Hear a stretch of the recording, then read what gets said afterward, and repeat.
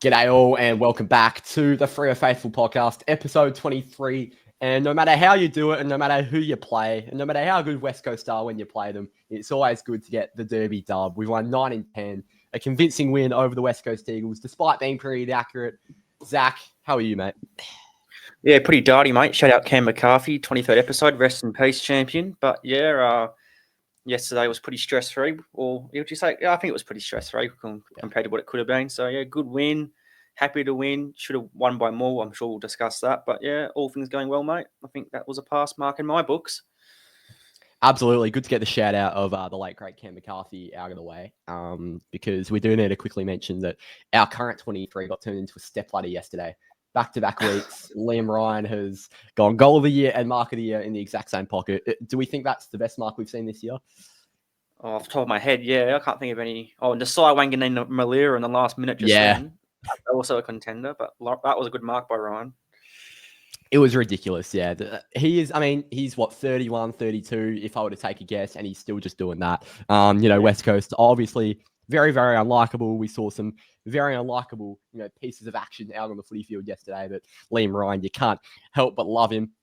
Now, talking of forwards, Liam Ryan didn't play very well for the West Coast Eagles apart from that mark. However, our forward line clicked from the get-go. Jai Amos, he's been a whipping boy. He got going. Paddy Voss presented very well in the second half. And Josh Tracy didn't kick a goal, but he's always just such a presence. We had some Smalls have some career best days. What did you see down there? Yeah, I saw a bit of inaccuracy, but no, from what I did see, there was a few good signs. Now, I can't resist going to Murphy Reid straight away. Now, this is just you can go so to him. hard. Yeah, Murphy Reid probably plays best game of his career, I thought. 23 disposals, 15 score involvements, 3 goal assists, kicked a goal, 6 inside 50s, 6 score assists, which is the AFL high this season, I believe. Just the bloke. I don't know how to describe him. I've run out of ways to describe him, but I thought he plays best game of his career. I thought Amos was very good, took some nice contested grabs. Vossi stood up when he needed to. Tracy, even he doesn't kick a goal. There's not many games you just don't notice him. He laid the most tackles inside 50 for our team. He just presents all around the ground. Bolton was good. He played more forward time with Young back. Even Young kicking at goal. Yeah, he was the most accurate kick for goal on our team, which is no surprise. But yeah, no knock on the entire forward line. Dudley was good too, I thought. Had a few good patches. And I can't not mention my man, Michael Frederick. Boy, oh boy, that's probably, I don't know if it's his best game of his career, but it's up there. 4 goals, career high, or equal career high. He was very good. Everyone contributed. So yeah, all-round forward line performance, mate. Very good. Yeah, it was very good. Great to see Freddie get a big lick of the ice cream, a bit of reward, because I don't think you can ever doubt Freddie's effort. Yes, he sometimes goes missing, but he runs non-stop all day. So it was very, very happy with Freddie's display. Now, I think Nathan Schmook in the 9 Things We Learned article put it absolutely perfectly over on afl.com.au in terms of our forward line. We've got so many avenues to goal. You'd argue maybe the most avenues out of any team in the top 8, or at least up there. You don't need Josh Tracy to be kicking goals, to be kicking big scores. Jai Amos, he's become a bit of a presence in the past couple of weeks. He's had, for the most part, a pretty quiet season, but he's certainly hitting form at the right time of year. And then Paddy Voss, presence is probably an understatement. He was ragdolling Harley from before the first bounce. They don't even play in the same position. That was quite funny. But it's just the amount of avenues. Luke Jackson pushes forward. Sean Darcy pushes forward. You've got Hayden Young, who can go in from the midfield. Shea Bolton, who can play anywhere on the park. The versatility we've got going, and just the amount of positions we can play different guys in is so, so good. Yeah, knock on Fremantle has always been goals coming from our midfield of Roche and Strong not being the most deadly forward options. But Hayden Young comes back here. He's 3 goals for you guys. No worry. So there's your goal-kicking midfielder along with Bolton. So, yeah, I think we got all bases covered. We got good smalls. We've got obviously good key targets, medium sizes. Freddie, I guess he's medium size, and Bolton. Then the midfield, now Young's back, I think. Yeah, there's not really many weak links going forward with the ball for the Dockers, which is a very rare thing to say because we've had a few dwellers in the forward line over the past decade. But at the moment, mate, it's not a single player who you would, if anyone in our team and our forward line kicked 3 goals, you wouldn't be shocked. Go, oh wow, I couldn't see you kicking a bag of 3. But I think everyone's a viable option. Everyone contributes, not even just on the scoreboard as well. I know we're talking about goals, but all of them have other dimensions to their game as well. So, yeah, the forward line looks very good, mate. And they're all under the age of, how old Bolton? 26 maybe or 27? About that, if I were to guess. 26, yep. Everyone's under that age as well. So they should not even in their primes realistically. So everyone should be getting better into the future as well. So, yeah, it's very promising and hard not to get excited about. Absolutely. You actually mentioned or commented post game that you were asking for a 30-minute Murphy Reid segment, and we sort of just glossed over his performance just then. We need to give him some more flowers. So 15 score involvements, as you mentioned, second most in the game this season by any player amongst the likes of Tim English, Toby Green, Noah Anderson. Some pretty damn good footballers. He had a really good game against Collingwood last week in front of 70k at the MCG. He's now done it in a derby. 2 really big crowds, 2 really big stages, and Murphy shines. Where do you rank him in terms of the importance out of all of our forwards? Oh, yeah, I think Tracy's more important. Yep, I'd agree. I put Switter still ahead of him. Just. Yep, same. And I'd probably put maybe one more tool because you can't really just rely on one tool. So I'd say maybe 4th. Okay, Top that's 4 pretty high up for a rookie. No, exactly right, mate. But I did have to do more in-depth analysis about Murphy Reid. He's got 17 goal assists this year, which is 14th in the AFL. He's had 41 shots at goal as well. So that's not in the top echelon. But someone playing half forward or even forward pocket at times in their first ever season, that's ridiculous. There's one more goal to kick 20 goals and have 30 score assists in a season, only done by Silverioli in their first year before. So, yeah, realistically, the bloke's just, when we drafted him, I was pretty happy. I was like, oh, yeah, he seems like he knows what he's doing, can use the ball. But if you'd told me that he's going to give this output in his first season, I probably would have asked you to maybe go for a brain scan because this is just off the charts. And it's not a single person could have told you confidently this is the sort of output he'd give us. It's just the bloke's, I think, just about to turn 19 or maybe just did. I know, I think it's this week. I remember we talked about it last week. I think his birthday's this week. So, yeah, I just hope he just stays injury-free for the rest of his career and stays playing for the Dockers because he could be one of the most damaging players in the AFL when he gets the ball, if he isn't already. Yeah, exactly. Murphy Reid actually just posted on Instagram in the past hour or so, and I saw Taj Hodden and Luke Trainer in the comments. So stay away, please. Yeah. You're not getting him, Richmond. You passed on him with your... You had your chance. You had about 4 chances. Exactly. Yeah. So, yeah, we're keeping Murphy. He's ours. And, he switched from his childhood club, which is unfortunate for them. Now, you mentioned Hayden Young earlier, his scoreboard impact. Let's get into the midfield as a whole. We did tag Harley Reid. It was something we were talking about going into the game. We used Jago O'Meara. Could you actually tell me, though, what percentage of CBAs do you reckon Jago attended? I'm not going to look because that'd be cheating. I'll shoot about the answer. I'll guess. Yeah, I do. Percent? Yep. It wouldn't be more than 20, I don't reckon. 3%. So I'd say that's probably 1 or 2 CBAs. Considering the bloke tagged Harley or was trying to tag Harley, I don't want to give Harley Reid credit here, but he did quite well in brushing it off for a large portion of the game. One thing I noticed was that at a fair few centre bounces, Jago would go to him, then Harley would go and stand to Luke Jackson, who, we love Jackson's sort of, speed for his size, but he definitely doesn't have the speed of Harley Reid. And he'd go next to Luke Jackson and he'd dart off him, and one of them or 2 of them resulted in a goal for him. So I think he did quite well in that aspect. But that being said, we limited him to a quiet game for his standards, considering what he did to us in the derby last year. So, yeah, I'd say the tag was pretty overall successful. I don't think our midfield was the strongest line all day, to be honest. Andy Brayshaw got a fair few Glendinning-Allan Medal votes. It definitely wasn't one of Andy's all-time great games, but he had 31 touches, didn't manage to hit the scoreboard, and Caleb Strong copped the hard tag from Brady Hoff. What'd you make of the blokes running through the middle?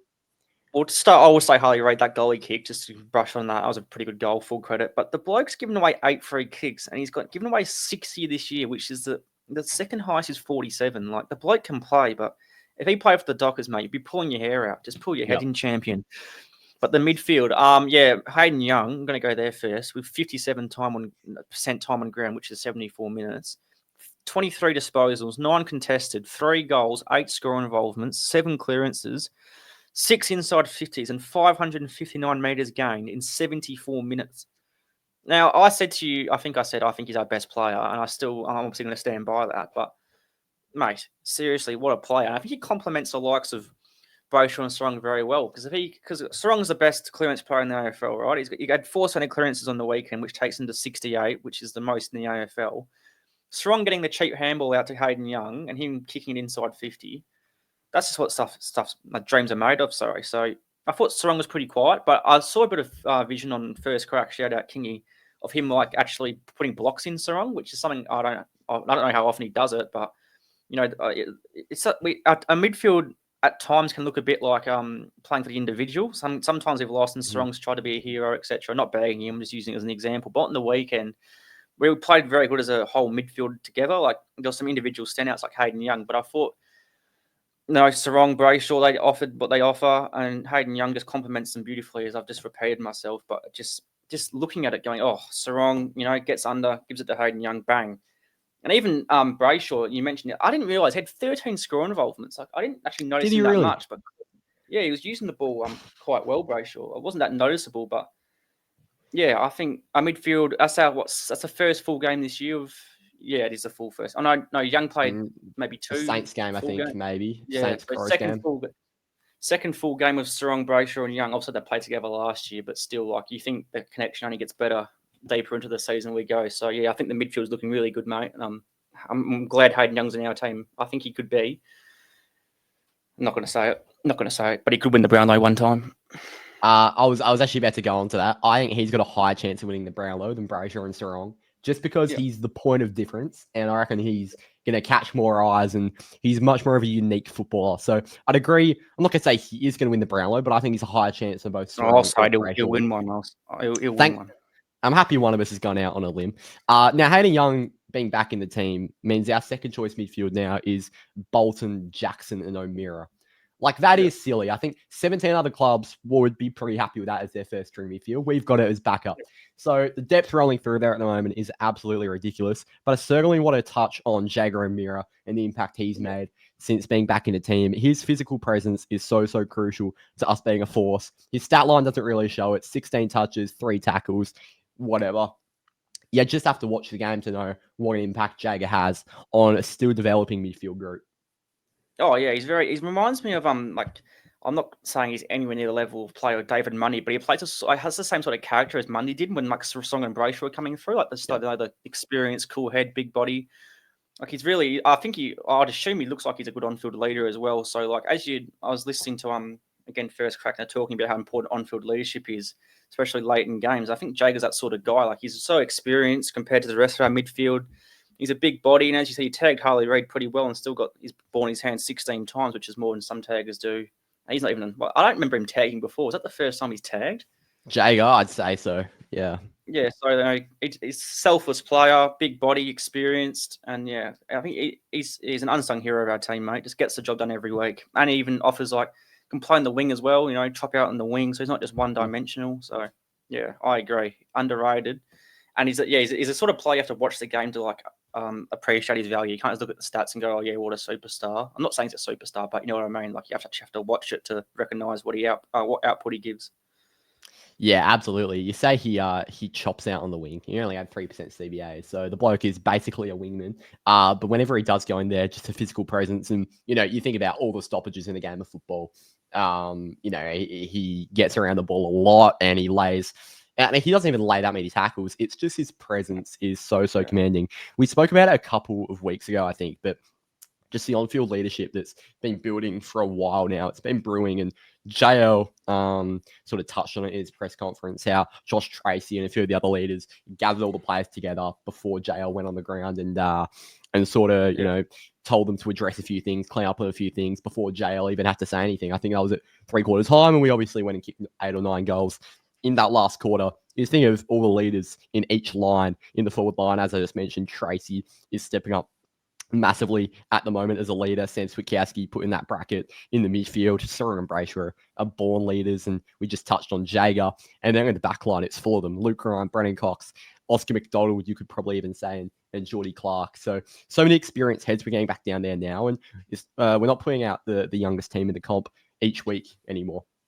No. That's what I think come finals time, like the experience and stuff, which obviously a lot of our team lacks. But, if you've got that many leaders out in the field, you can only hope they band together to guide us into big. We played big game last week before, 2 big games. We know we handled that pretty well. So I know we are a young team still, but I think the experience-wise, it doesn't worry me as much when you sort of see the sort of characters we have in our team. So yeah, I think all the players you just named, they definitely lead, and that's what you need to be a good football team. You need leaders as well as them being good players, but leadership's just as important. And we're missing our captain and still, getting over in these big games. What do you think about the ruck combo this week, Darcy and Jackson? Yeah, I was a fan of it. I don't necessarily both need to have best on performances every week for it to be working, but it worked again. I think if I were to guess, I think Jackson probably attended more ruck contests than Darcy this week. But it was interesting, we were going up against the Bailey Williams and Matt Flynn double ruck combo. I think they're two serviceable ruckmen, to be fair. Like, obviously, they're not superstars, but I think they throw their weight around. I think they're okay for what West Coast need at the moment. Obviously, they're going to look to try and get Darcy Cameron end of the year, which looks very, very possible. But I think they do their job for the most part, those two. And I think Darcy and Jackson did as well.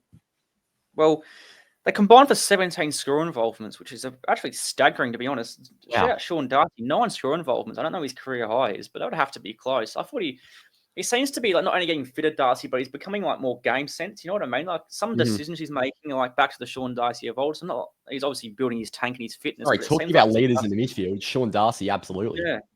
Yeah, he seems to be like acclimatizing to the game more and more every week. I had 12 clearances as well. Like I think the ruck hit outs was quite even, but I think the clearance battle was even too. But I feel like our ruckmen around the ground, I thought definitely won that battle for sure. I only kicked 1 goal this week between them, which is okay because there's plenty of other players kicking goals. Besides from the ruckman, I just looked at Brayshaw, Sarong, and I've gone Bolton instead of Young because I've talked about Young. But Sarong, Brayshaw, and Bolton, 37 score involvements between them. That's just absurd. But the one thing I did notice between those three is 1 goal, 5. I mean, Bolton, obviously, I think he missed a couple of goal a year attempts, but Sarong missed another easy set shot, which is just the little thing in his game. Him and Brayshaw just need to hit the scoreboard more. But when you've got Hayden Young in there, as I mentioned before, it becomes less of a problem. But it's hard to knock anyone's game on the weekend, to be honest, mate. I thought everyone contributed well. Like, I mean, looking even the back line, I thought held up pretty well. I mean, against a bunch of, I don't know how you describe them, inexperienced forward line at most. I thought, what do you think of the back line, mate? I thought Banfield, he led the team in intercepts. Good again, Banners. I was going to get onto the back line next. There wasn't really a passenger down there. I reckon everyone did their job really, really well. Bailey Banfield, his left foot is just becoming more and more important by the week. Like, every player has a couple blunders in a game. He had a couple, but they weren't disastrous, and he cleaned them up quickly, and he continued to be a very, very important part. He started the game on fire, by the way, Bailey Banfield. He was racking up the ball for fun. So, yeah, great to see Banners really be in some good form. I want to speak about Oscar McDonald because we had a little bit of a yarn about him last week. Last week, if you look at the disposal efficiency, it was, you think Brendan Cox and Oscar McDonald play the same role, really. Brendan Cox had a 100% disposal efficiency. Oscar McDonald had a 72% disposal efficiency. Really not good considering he only gets the ball 6 or 7 times a game. It's not a contested ball either. It's usually like a few uncontested marks and stuff. Exactly right. And he was missing some very easy kicks. This week, he was back up to 100% disposal efficiency. He was Omac. Only had 5 touches, but did his job. Had no real blunders defensively. So I was a big fan of old Oscar McDonald's game, as well as Brendan Cox, who has been doing his job week in, week out for a while now. But yeah, there were no passengers down there. Heath Chapman, Geordie Clark, another good game. Carl, Luke. God, our backline's building nicely, isn't it? Yeah, again, pretty young line. I think Luke Ryan would be the oldest one. I didn't realize how young Cox is. I thought he's only like in his mid to late 20s. It feels like he's been playing forever. I don't know if it's just me. No way. Far He was at Subi, I reckon. Yeah, I think he was. He's 26, Brendan Cox. It feels like he's closer to 36 and 26.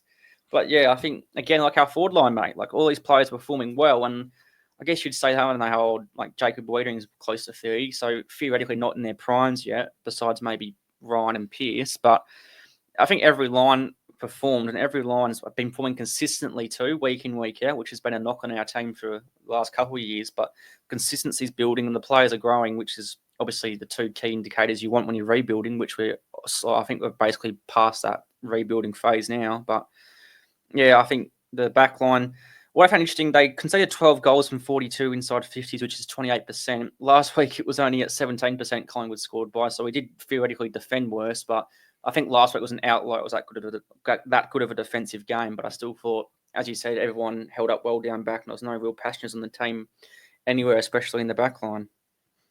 Yeah, defensively, there were certainly no passages, but some of those said defenders, we just mentioned Omac's good ball usage, but, Geordie Clark going across the goal and nearly. I'm not sure if a goal came from it. I don't think it did. It might have actually. I think it did result in a goal. Yeah, Clark, he had a few blunders. I thought Luke Ryan was very safe with the ball at times. So I still think our ball movement out of the back line is really a key area we could work on. I'm not saying because these 9 wins of the last 10 games have been, 3 quarters. We break the team down, we break the opposition down, we tie them down, and we're predictable, we're straight line. And in the last quarter, we hit them. And yes, that may be because we're behind a lot of the time at 3/4 time, but it's been working. And I think we did the same thing against West Coast. I think West Coast just couldn't keep up with us in the last.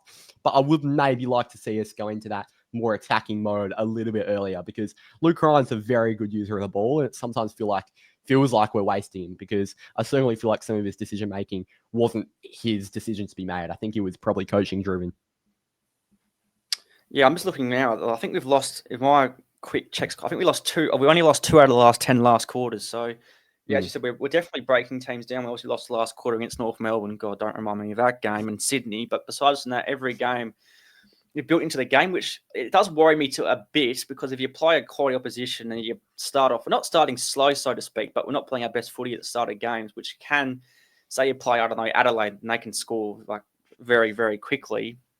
We could get left behind. That's another thing. Maybe we could improve starting games better. But yeah, I think starting games better and back half exits is probably the 2 things on top of my head. I think I don't want to be too negative because we've won 9 of the last 10 games, as you said, but that's probably 2 things on top of my head. I think we could maybe improve, which I don't know how easy it is to improve starting quicker. That's probably, I don't know what that comes down to, but exiting the D50, I don't know.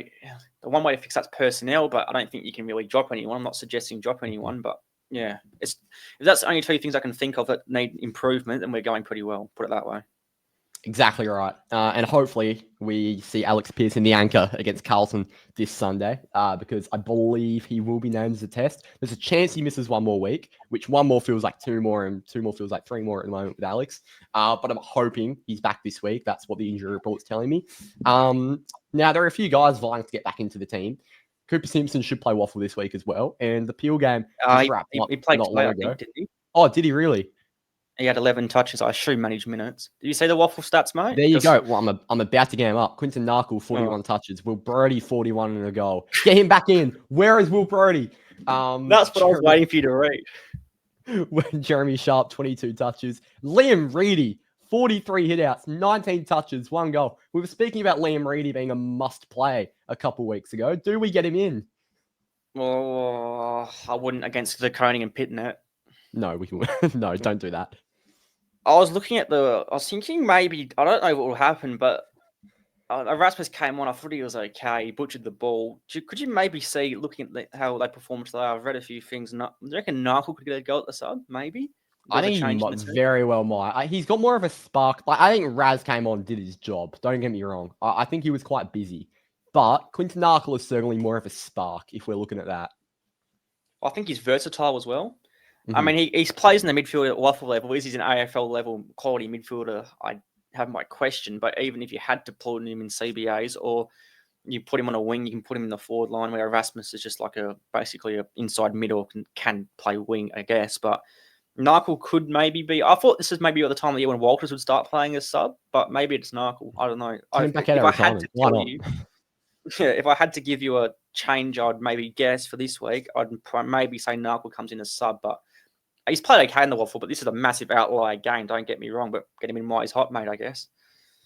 Yeah, ideally. Narkle could come back in. I think Jeremy Sharp's still vying. I don't think he'll come in, but there's a chance he does play again this season. Brandon Walker's just been chipping away in the Waffle for a while now. Are we going to see him back in the team this year? Well, he's competing for Banfield spot, maybe Warner's spot. I guess you can't drop either of them. I thought if Warner was going to get dropped, it would have been last week after he was subbed off. But then again, he's played 7 good games before that, so it's a bit hard to drop him off. If Warner underperformed again this week, which he didn't, he could have been back in the team. But Walker and Simpson are competing for the Banfield. Walker and Simpson, going out after Banfield and Warner's spot. So I don't think either of them are droppable at the moment. So I guess unless there's a sudden drastic form dip for either of them, I think maybe the only way they play is through injury. Yeah, exactly right. Charlie Nichols kicked 2. Jack Deline 1 goal 3. Unfortunately, Josh Draper's probably still banging the door down to get Omac's spot, but we are really, really hoping we have Alex Pearce back in this week against Charlie Kerner and Harry Mackay. Is Mackay getting up? Or did he get... I think Mackay played. I'm pretty sure he played on I think he Thursday played. night. I'm just not sure if he got injured. Could be wrong. One thing I Probably want to talk something. about: how stiff is Cooper Simpson? He's wearing the number 88 at Peel. Like, I know that he plays Peel most weeks, Cooper Simpson. We love him and we hope he gets in the AFL side. But 88, the next highest number is 45 from a non-AFL listed player called Zachary Trevina. What are we doing? I don't know. It's disrespectful. The great man literally wears Pab's number and you give him 88 when he plays for Peel. I'm just looking, he plays 29 for Peel. Will York. I think I've never heard of him. I'm Will pretty big York waffle man. played WA under 18s. He's a good player. He's a chance to get picked up in the draft this year, I believe. Probably later on. Oh, I think he just come back from injury last week. So, yeah, maybe that's why he doesn't get 29. I think that's how it works. If no one has your AFL number at Peel, you play in your AFL number. But, yeah, 88, he's probably the best ever 88 to play football, Cooper Simpson. Probably, yeah. How many 88s do we reckon have actually played or state league football? Well, I couldn't think of any. So, yeah, none. I wasn't asking you. Maybe when we get to episode 88 of the podcast, I'll ask you to think of some. But until then, I won't put you on the spot. Now let's get on to the run home.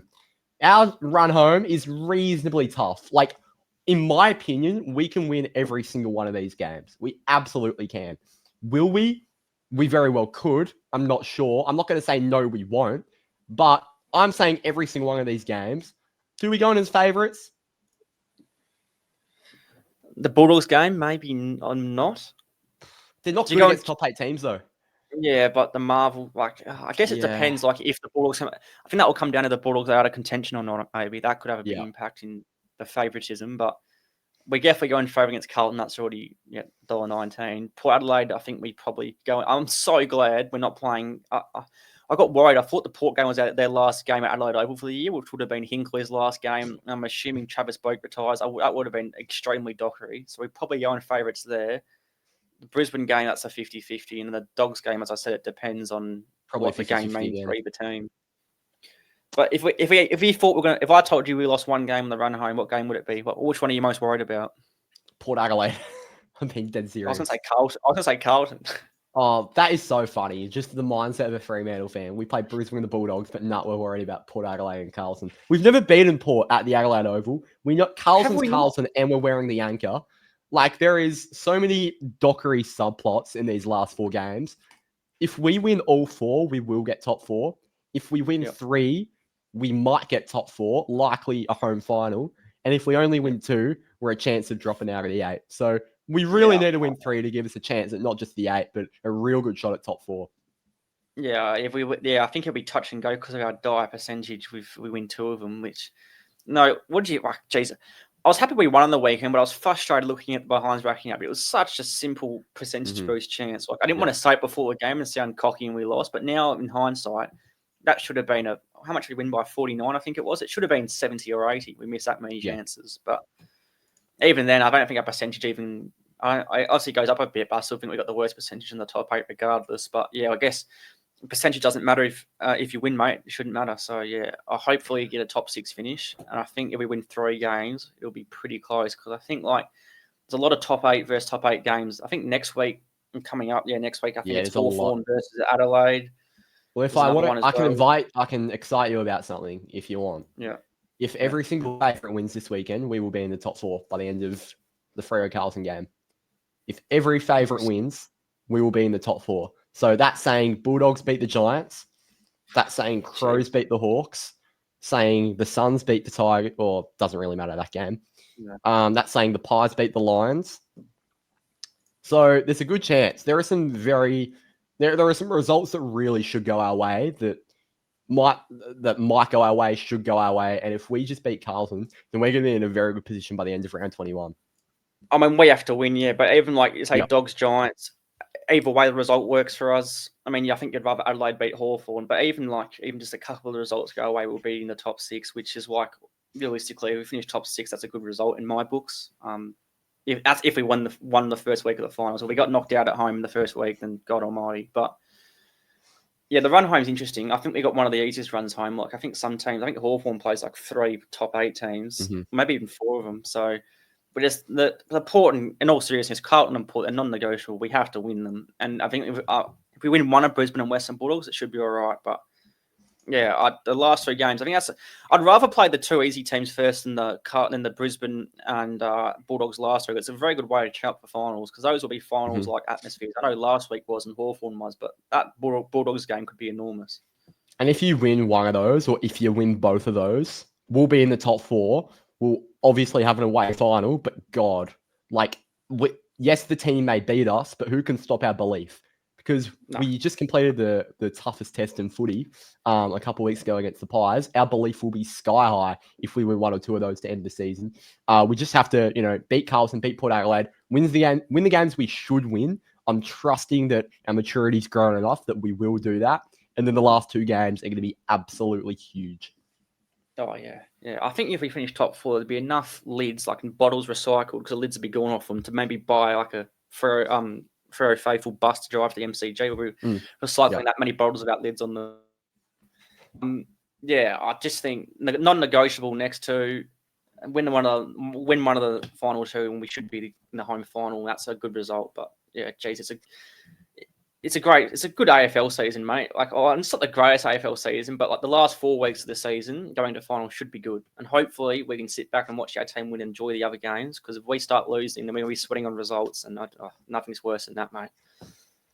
Yeah, exactly right. Now we've just done the absolute most Dockery thing possible and looked too far into the future. Just a reminder, the week we just had was the last win we had of last season when we were guaranteed a top 4 spot.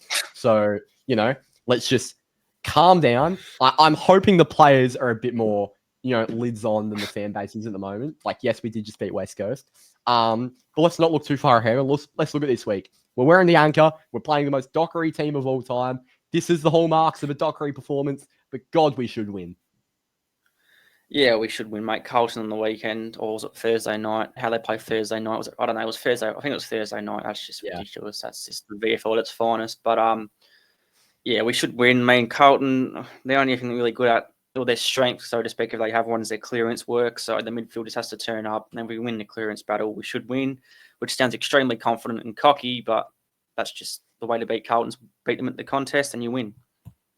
If you beat them at the contest, you can beat them really big as well. Because even when Carlton win the contest, they can't do anything else anywhere on the ground. So if you win at the contest, you take away literally everything they have. And so I'm not going to say I've got more confidence than the West Coast game, but I feel like at this current point in time, I feel like West Coast, even if they don't do it as well, have a bit more in their arsenal than Carlton do. Yeah, that's a bit of a absurd thing to say, but yeah, they don't even do it better than Carlton, but I think they've got more options. If you know what I'm trying to say, they're less one-dimensional. I agree. Yeah, I think if Pearce plays, I think go straight. Do you put him on Charlie Curnow first up after this injury? You probably have to, but I would have a slight worry if it was. Yeah, true. I would have a slight worry if it was Omac on Curnow or Mackay, but I have faith in him. I'd rather it be Pearce. No knock on Omac. It's worrying me a bit, but it shouldn't be a problem if we just win the midfield battle, which it's hard to see us not winning it when we look at the teams on paper. But again, it's Carlton. It's versing the Dockers, so anything's possible. They could maybe break. It wouldn't surprise me if Carlton broke the clearance record for the year, but in all seriousness, we just need to beat them in the midfield and we should win. Exactly right. And Omac, if he does play, will be going up against his old team for the first time since leaving them, funnily enough.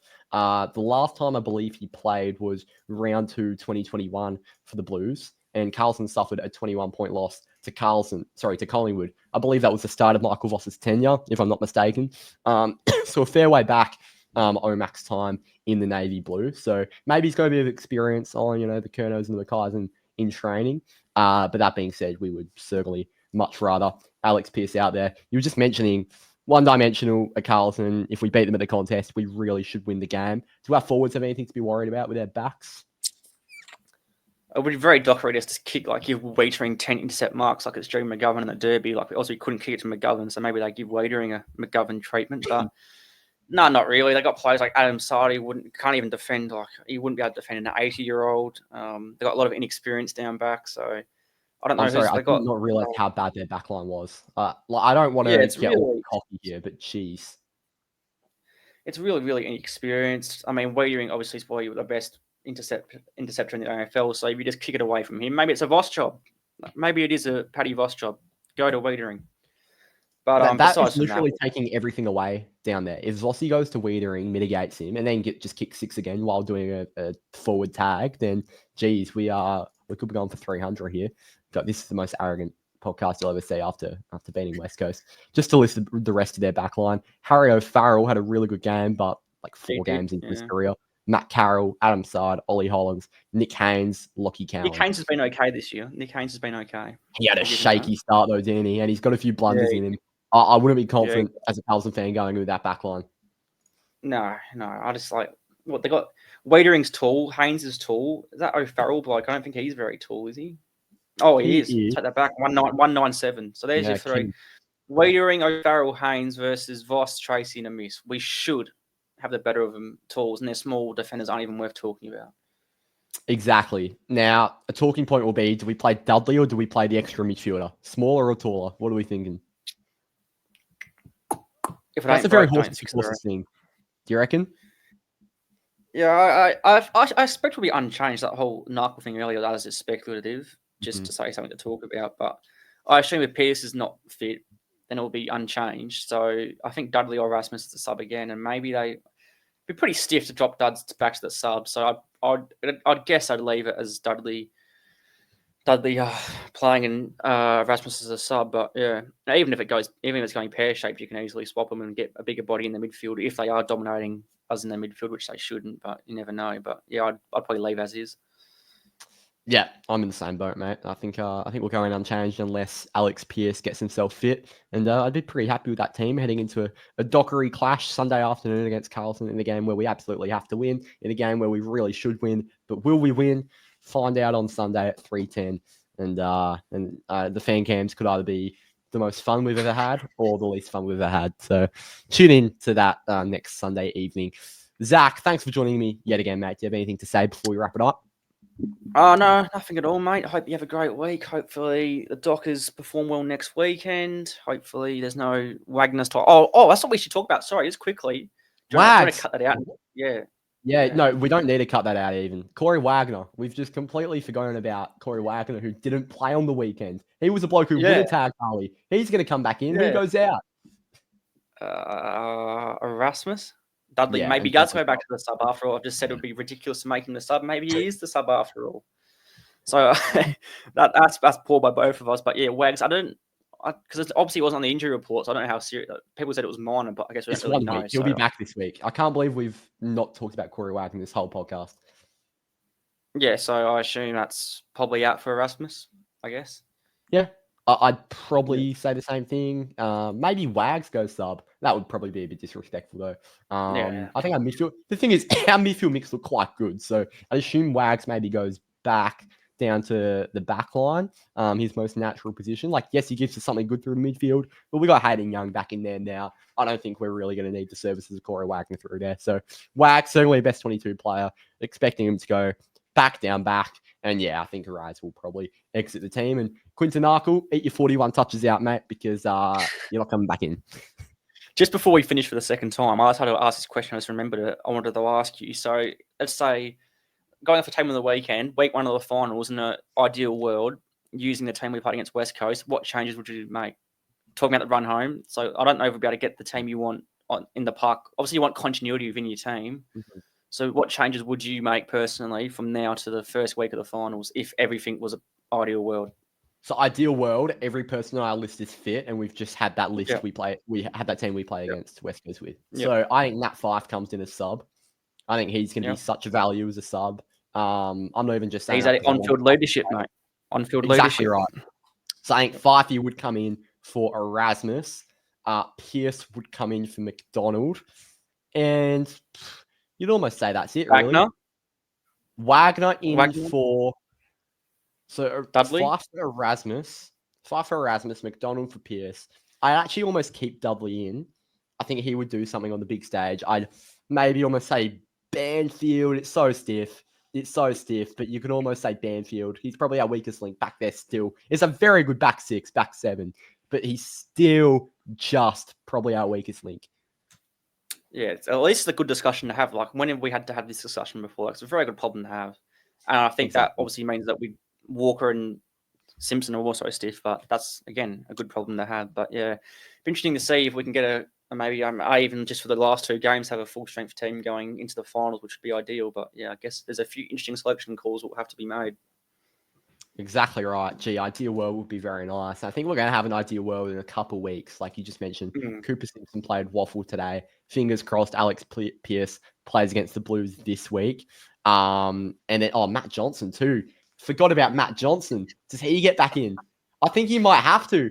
Like, do you bring Matt Johnson back in? Ideal world. Big body. He's done a job for us all season despite the whipping we've given him. It's Johnson versus Fife. Oh, God, who'd he go with? You'd probably have to go Johnson, but far out, I'd rather have Fifey. I'm not going to answer that question. I can't answer it. Surely we... Nat Fife. Oh, yeah, I'd actually probably go... Johnson is a better player, don't get me wrong, but Nat Fife in a final as a sub is just, come on, I think that's who you'd want. And then after that, like, Jono will be back before the end of the regular season, we think. If Fife gets back, Fife might be a test this week, so I think he'll play Waffle. And then after that, you'll only have Odin Jones and Aiden Riddle on the injury list. So basically, what you just mentioned, we are going to have best case scenario heading to finals. Fingers crossed. Wrap all the Waffle blokes up in bubble wrap. Let's get the job done unscathed to end the season, and let's see where hopefully finals take us. But first and foremost, have to get the job done against Carlton this week and follow it up with 3 good performances against the Power Lions and Dogs. Do you think we're going to beat the Blues this weekend? Early tip. Dockers by 31. Yeah, Dockers by 26. I'll be conservative. We'll be up by 50 and concede 5 goals to end. So I'll be realistic. Thanks for joining me, Zach. Jesse Motlop will kick 10. It's a certainty. Oh, I tell you what, the South Freo mentions on today's podcast have been very, very nice. Aaron Norton kicked 7 on Friday night. It's been a great week for South Fremantle football. Did they win? They won by big in the league against Subi, didn't they? Yeah. Yep. They've already locked up finals in Colts reserves and league. So South Fremantle, Flag Mantle, sorry. There you go. South Flag Mantle. Exactly right. Zach, thanks for joining me, mate. It's a pleasure, mate. Take care. Stay across all the socials throughout the week. 5 stars on Spotify. My voice is about to go. Leave the like on YouTube. Instagram's got heaps of content throughout the week. We'll get the retro content out throughout the week. Why not? If you want to see some niche names you haven't heard of in a while. Thanks for watching. Up the Dockers. We'll see you next time.